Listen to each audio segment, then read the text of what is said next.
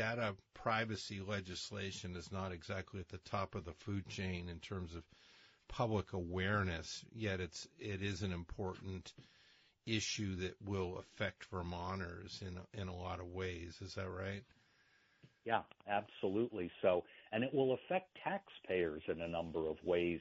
We have to remember that the use and efficient use of data is one way that governments themselves can become more frugal, less wasteful. If they use data, for example, to figure out how taxpayers are utilizing services, they can say, well, maybe we need to put more people into this service and less people into another service. That avoids tax increases. Also, innovation in the private sector using data are things that governments themselves can utilize. Look at the way that online services for things like driver's license and ID renewals, those have been pioneered in the private sector, and they come to the public sector, again, saving taxpayer money. And if you get data privacy right, if you get the balance right between the use of data by small businesses especially to get the word out about their services, and if those businesses thrive, they're contributing more to the tax base. So, again, you have to be careful with data privacy legislation, not to just wall it all off and say to a business, you can't use anybody's data, no matter what it is, in any way without seeking permission first, and anybody out there who's offended by that has a private right of action to sue. You know, that kind of approach would really put Vermont in an uncompetitive position. And, hey, with New Hampshire nearby and other states, Vermont does have to worry about its competitive position. For sure. We constantly deal with that with consumer goods with New Hampshire nearby without a sales tax. Can you give us a little more sort of insight into data privacy? I think it might be a little bit unknown what we're talking about here. Yeah.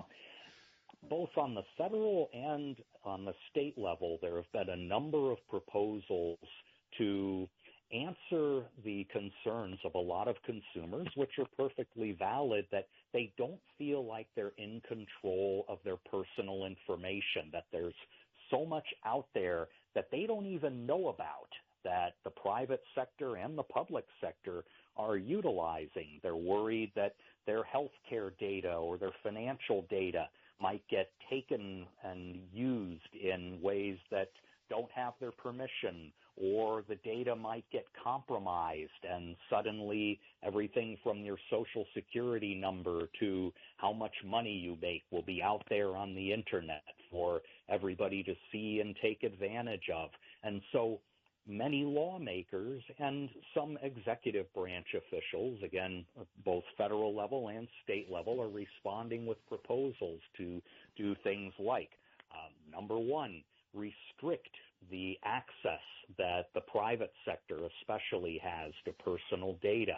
Number two, create penalties and consequences if a private sector business ends up sharing your data without your permission. And three, creating what I just mentioned, a private right of action, which is essentially the ability of someone other than the offended party to sue on your behalf of a private business. What that essentially means is class action suits.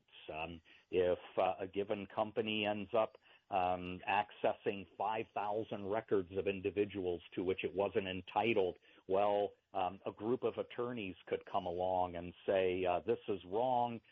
We're going to represent this entire class, even if we don't get the permission of each and every person in that class to sue. And there are other approaches to data privacy, I think, that are smarter, that help consumers get control of the information that's most important to them while not choking off the business opportunities and the innovation that data gives us every day. Mm-hmm.